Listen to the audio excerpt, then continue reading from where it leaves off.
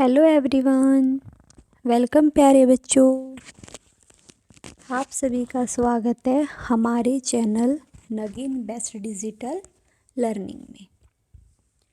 और आप सभी का स्वागत है हमारी एक और नई वीडियो में। आज इस वीडियो में बच्चों हम क्लास 8 का चैप्टर नंबर 11 के प्रश्न उत्तरों को करेंगे, क्योंकि लास्ट वीडियो में हमने इस चैप्टर को पढ़ा था और उसको समझ लिया था। चैप्टर का नाम है सूरदास के पद। तो हमने इसमें सूरदास के पदों को पढ़ लिया था और समझ लिया था। इस वीडियो में हम करेंगे इसके प्रश्न उत्तरों को। तो चलिए बच्चों, प्रश्न उत्तर शुरू करने से पहले मैं एक बार जो सूरदास के जो हमने पिछली वीडियो में चैप्टर को पढ़ा था, एक बार उसकी मैं आपको थोड़ी स्टोरी बता देती हूँ। अगर जिस बच्चे ने लास्ट वीडियो नहीं देखी है तो उसको अगर मैं थोड़ी सी स्टोरी बता देती हूँ तो आपको प्रश्न उत्तरों को करने में आसानी रहेगी, अच्छे से समझ में आ जाएंगे। तो हमें उसमें पिछले लास्ट वीडियो में हमने चैप्टर को पढ़ा था, तो उसमें हमें सूरदास के 2 पदों के बारे में बताया गया है। सबसे पहले हम समझेंगे पहले पद में हमें क्या बताया था। पहले पद में श्री कृष्ण जी अपनी यशोदा माता से शिकायत करते हैं और उनसे कुछ बातें पूछते हैं।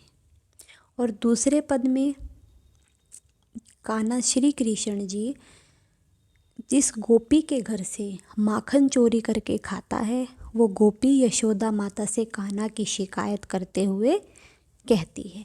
पहले पद में तो कृष्ण जी खुद अपनी यशोदा माता से शिकायत करते हैं और दूसरे पद में गोपी यशोदा माता से कान्हा की शिकायत करती हैं। तो सबसे पहले हम पहले पद में जानेंगे कि कान्हा जी यशोदा माता से क्या शिकायत करते हैं।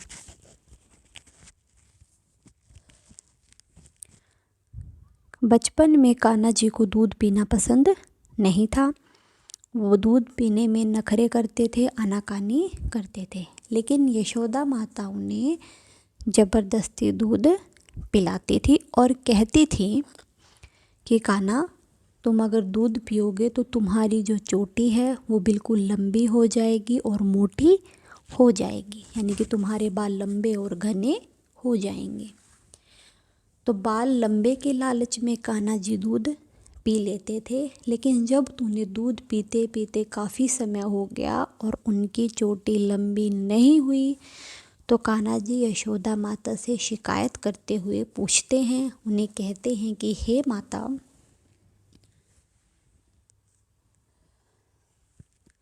तुम तो कहती थी अगर मैं दूध पीऊँगा मेरी चोटी लंबी और मोटी हो जाएगी। अब तो मुझे दूध पीते हुए कितना समय हो गया है, लेकिन मेरी चोटी अभी भी छोटी की ही छोटी है, लंबी नहीं हुई है। और तुम तो मुझे यह भी कहती थी कि अगर मैं दूध पीऊँगा तो मेरी चोटी है जो तुम मेरे बड़े भाई बलराम के जैसी लंबी और मोटी हो जाएगी। और जब तुम मुझे नहलाती थी, मेरे बालों को संवारती थी, तो कहती थी कि तुम्हारी चोटी तो नागिन की तरह लंबी हो जाएगी, ज़मीन पर लोट-पोट करेगी। लेकिन मेरी चोटी तो अभी भी वैसे की वैसी ही छोटी है।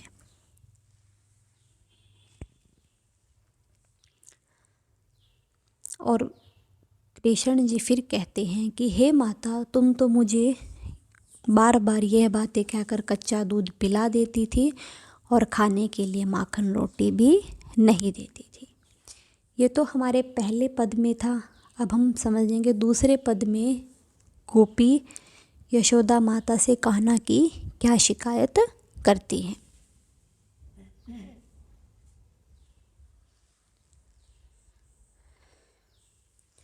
वो कहती हैं कि गोपी, हे यशोदा, तुम्हारा जो लल्ला है, तुम्हारा जो कृष्ण है, वो रोज़ मेरा सारा माखन खा जाता है। दोपहर के समय जब मेरे घर में कोई नहीं होता तो वो पीछे से घर में अकेले ही दाखिल हो जाता है और घर के दरवाजे को खोलकर अपने दोस्तों को अंदर बुलाकर खुद भी दूध दही माखन खाता है और अपने दोस्तों को भी खिला देता है। और फिर छीके से दूध, माखन, दूध, दही को उतार कर खा लेता है और बाकी को नीचे ज़मीन पर फेंक देता है, जिससे रोज़ हमारे घर में दूध, दही, माखन की हानि हो जाती है।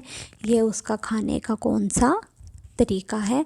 और जो तुम्हारा लल्ला इतनी शिकायतें करता है, सबके माखन चोरी करके खाता है, तुम उसे फिर भी रोकती क्यों नहीं हो, डांटती क्यों नहीं हो?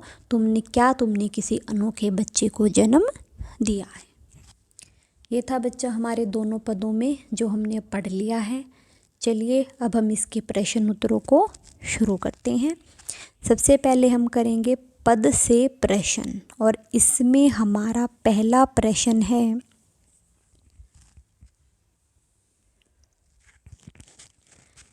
बालक श्री कृष्ण किस लोभ के कारण दूध पीने के लिए तैयार हुए। यानी कि जो कृष्ण है वो किस लालच में, किस लोभ में आकर दूध पीने के लिए तैयार हो जाते थे। तो चलिए उत्तर पढ़कर जानते हैं।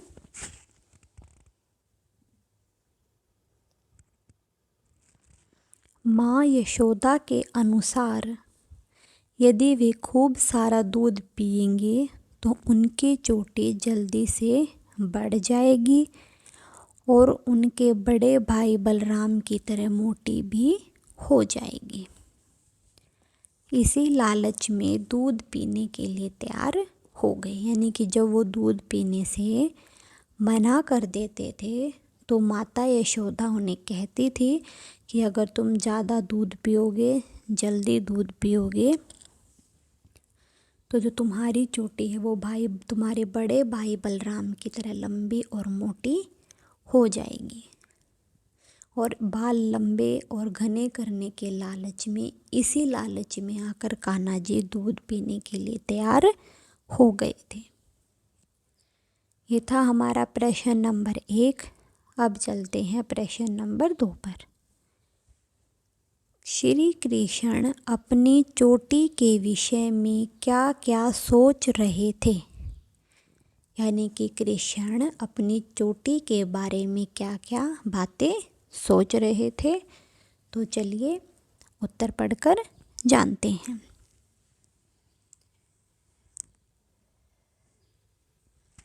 श्री कृष्ण यही सोच रहे थे कि जब मेरी चोटी बलराम भैया की तरह बड़ी और मोटी हो जाएगी,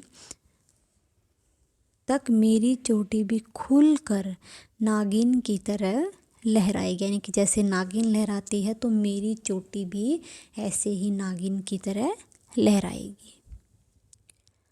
ये था प्रश्न नंबर 2। अब चलते हैं बच्चों प्रश्न नंबर 3 पर।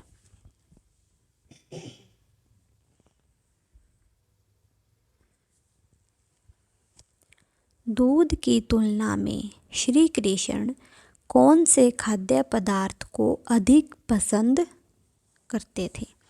यानी कि दूध की अगर तुलना करते हैं तो श्री कृष्ण को कौन सी खाने की चीज़ ज़्यादा अच्छी लगती है, ज़्यादा पसंद है। तो माखन रोटी के सामने श्री कृष्ण को दूध भी अच्छा नहीं लगता था, तो उसे सबसे ज़्यादा पसंद माखन और रोटी है। ये था प्रश्न नंबर 3। अब चलते हैं प्रश्न नंबर 4 पर।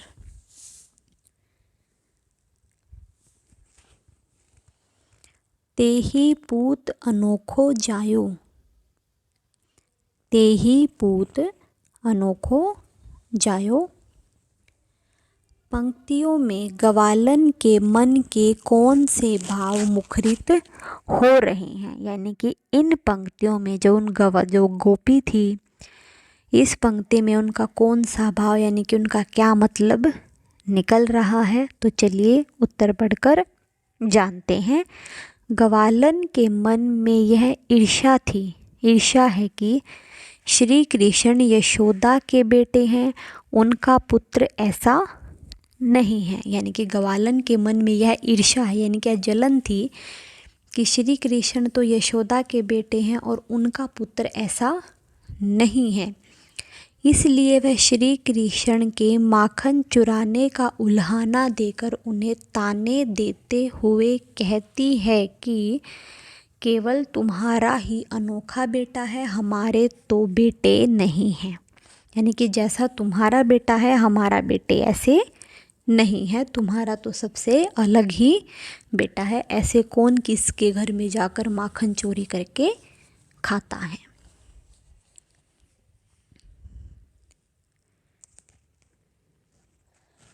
ये था प्रश्न नंबर 4। अब चलते हैं बच्चों प्रश्न नंबर 5 पर। मक्खन चुराते और खाते समय श्री कृष्ण थोड़ा सा मक्खन बिखेरा क्यों देते हैं।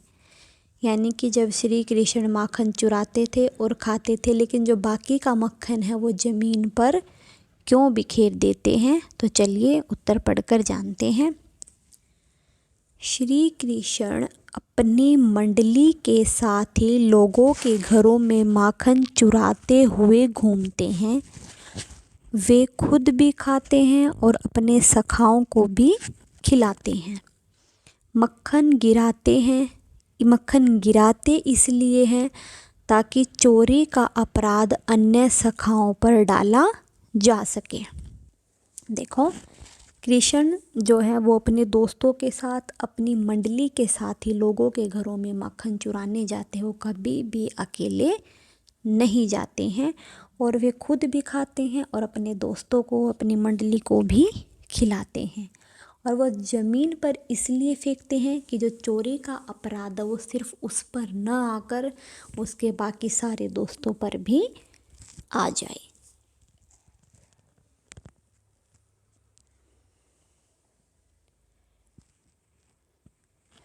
ये था हमारा प्रश्न नंबर 5। अब चलते हैं बच्चों प्रश्न नंबर 6 पर। श्री कृष्ण अपनी मंडली के साथ ही लोगों के घर में माखन चुराते हुए घूमते हैं।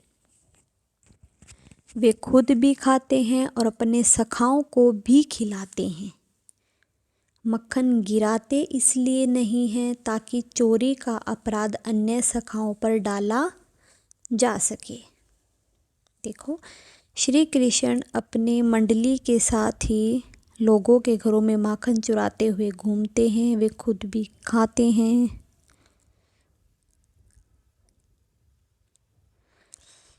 एक मिनट बच्चों, जो प्रश्न नंबर 6 दिख रहा है ना, ये आपको प्रश्न नंबर 5 का ही जो है वो टाइप हो रखा है।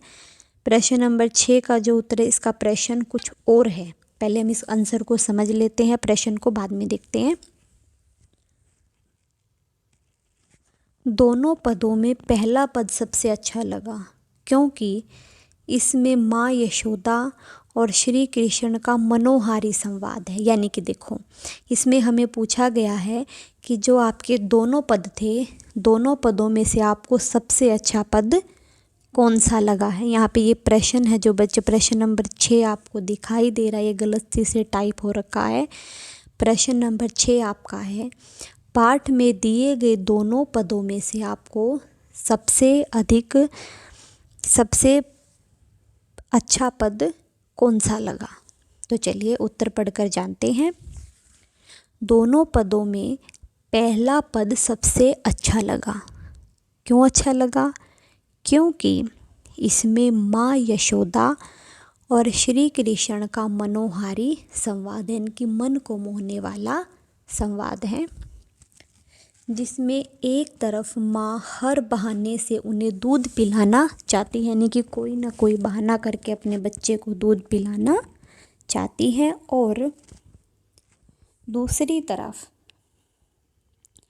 वो चोटी न बढ़ने से माँ को झूठ मूठ बहलाने का आरोप लगाते हैं। वे जल्दी से जल्दी अपनी चोटी बलराम भैया की तरह बड़ी करना चाहते हैं, इसलिए वे जल्दी से दूध पीने को तैयार हो जाते हैं। ये थे हमारे पद से संबंधित प्रश्न।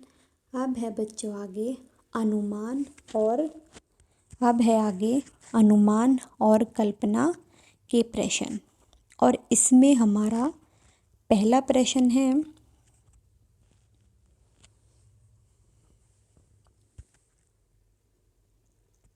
दूसरे पद को पढ़कर बताइए कि आपके अनुसार उस समय श्री कृष्ण की उम्र क्या रही होगी। यानी कि जो हमने दूसरा पद पढ़ा है उसके अनुसार आप बताएं कि श्री कृष्ण की उम्र लगभग 10 साल के बीच रही होगी, 5 से 10 साल के बीच रही होगी। ये था प्रश्न नंबर 1। अब चलते हैं प्रश्न नंबर 2 पर।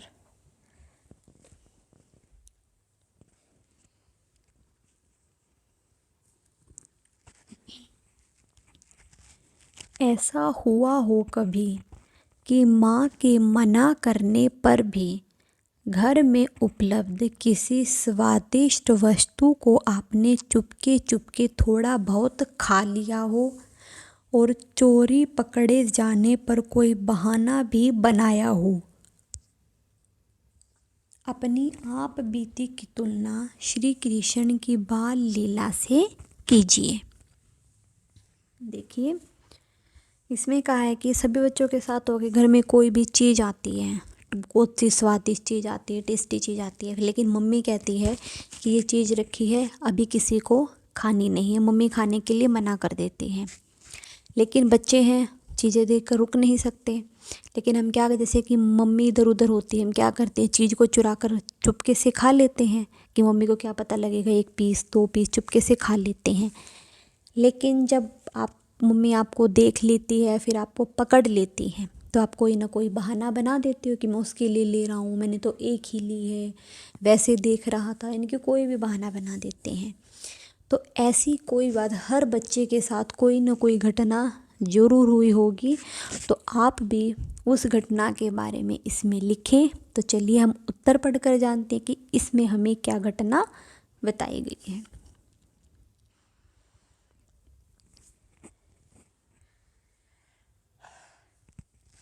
मेरी पसंदीदा मिठाई गुलाब जामुन रही है। यानी कि इसमें किसी ने अपने बारे में बताया है, तो वो बच्चा क्या कह रहा है कि मेरी पसंदीदा मिठाई क्या है, गुलाब जामुन है।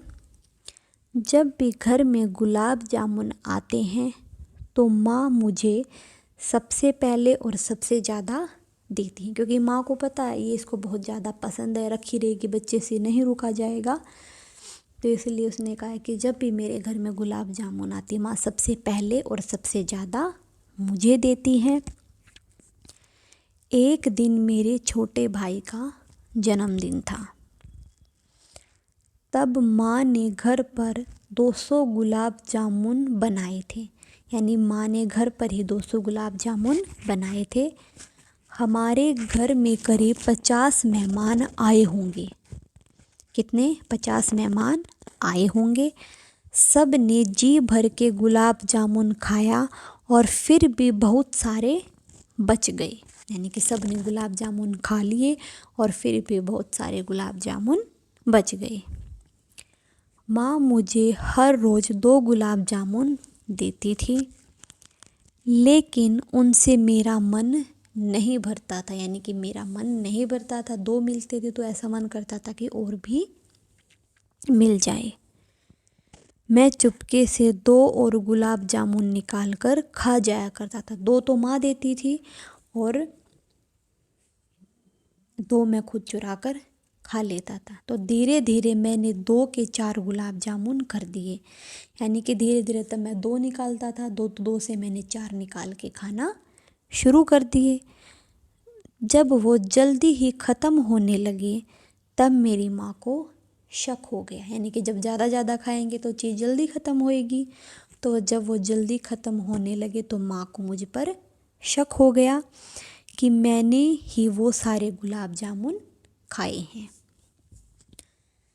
तब मेरी माँ ने मुझसे डांटते हुए पूछा, और माँ की डांट सुनकर मैंने भी गुलाब जामुन खाने की बात कबूल की। और डांट सुनकर मैंने भी गुलाब जामुन खाने की माँ को बात बता दी।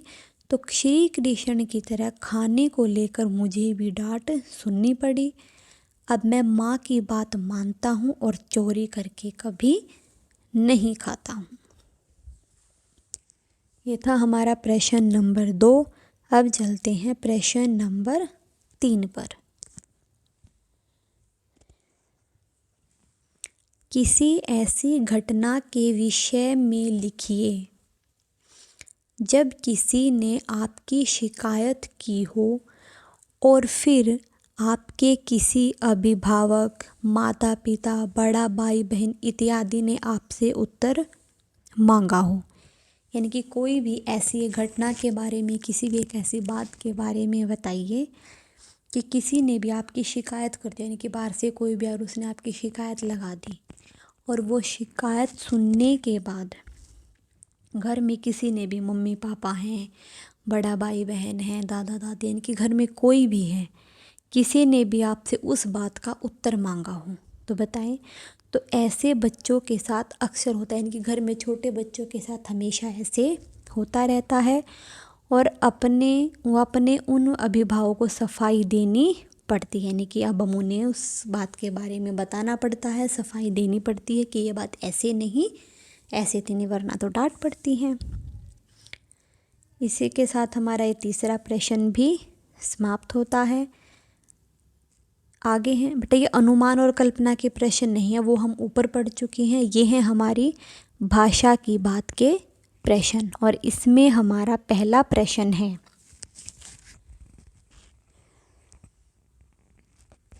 श्री कृष्ण गोपियों का माखन चुरा चुरा कर खाते थे, इसलिए उन्हें माखन चुराने वाला भी कहा गया है।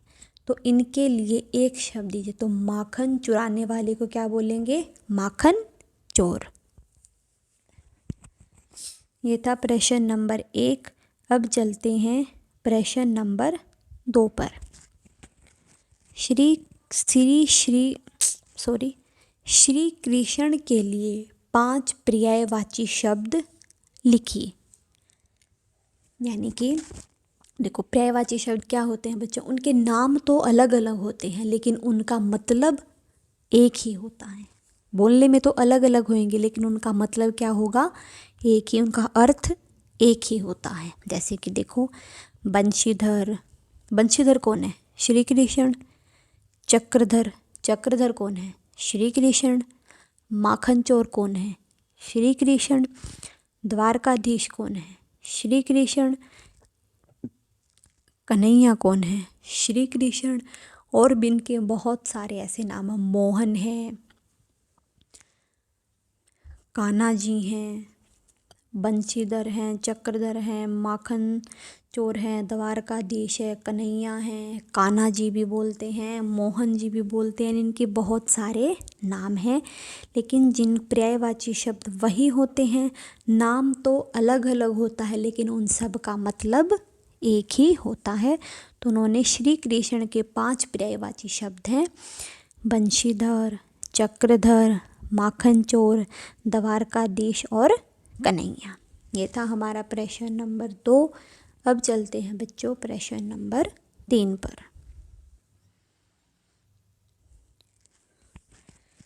कुछ शब्द परस्पर मिलते जुलते अर्थ वाले होते हैं, उन्हें पर्यायवाची कहते हैं। और कुछ विपरीत अर्थ वाले होते हैं, यानी कि कुछ शब्द जो हमेशा मिलते जुलते हैं, यानी कि जिनको एक साथ लेकर चलते हैं लेकिन उनका जो अर्थ है वो क्या होता है? सेम होता है। लेकिन कुछ ऐसे भी होते हैं जिनको हम साथ तो लेकर चलते हैं लेकिन उनका अर्थ बिल्कुल अलग अलग होता है, जिन्हें हम समानार्थी पर्यायवाची भी कहते हैं। यानी कि विपरीतार्थक भी, यानी कि विलोम शब्द भी कह सकते हैं, विपरीतार्थक भी कह सकते हैं। जो सेम वाले होते हैं उन्हें हम पर्यायवाची समानार्थी कहते हैं, जिनके मतलब अलग अलग होते हैं उन्हें विपरीतार्थी यानी कि विलोम शब्द भी कह देते हैं।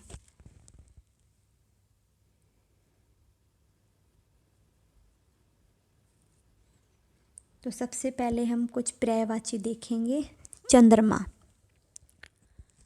शशि, इंदु और राका, इन सभी का मतलब तो क्या है? एक ही है। मधुकर, भ्रमर, भोरा और मधुप। सूर्य, रवि, भानु, दिनकर, सूरज, ये सारे इनके होते हैं। आगे है विपरीतार्थक, दिन, रात। देखो पर्यायवाची हैं, बोलने में तो सारे अलग अलग हैं लेकिन इन सभी का मतलब क्या है, एक ही है। अब देखो विपरीतार्थक कौन से होते हैं, वैसे तो देखो दिन रात, ऊपर नीचे, आगे पीछे सारे इकट्ठे लेके इनको हम चलते हैं, समानार्थक होते हैं एक दूसरे के, लेकिन इनका मतलब क्या होता है, अलग अलग होता है। दिन अलग है, रात अलग है। श्वेत, श्याम, शीत, उष्ण, यानी कि शीत मतलब ठंड और उष्ण मतलब गर्मी।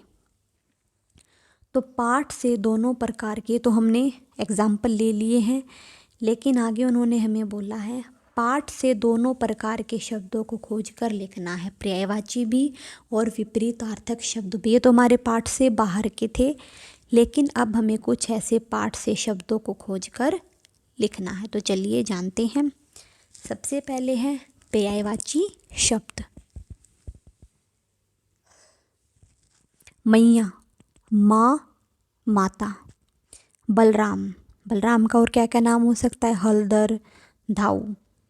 काडत, निकालना, गूंथना। बैनी, चोटी, शिखा। दूध, दुग्ध, पेय। ये थे हमारे पर्यायवाची शब्द। अब है आगे विपरीतार्थक शब्द। संग्रह, विग्रह। रात, दिन। लंबा, छोटा। विग, अग। प्रकट, ओझल। ये हमारे कुछ विपरीतार्थक शब्द थे। इसी के साथ हमारी भाषा के बाद के प्रश्न समाप्त होते हैं और ये पाठ भी समाप्त होता है। इस वीडियो के लिए इतना ही। अगली वीडियो में हम अगले चैप्टर को करने वाले हैं। वीडियो अच्छी लगी है, चैप्टर समझ में आया है तो प्लीज़ लाइक शेयर कमेंट ज़रूर करें। Thank you. Have a nice day.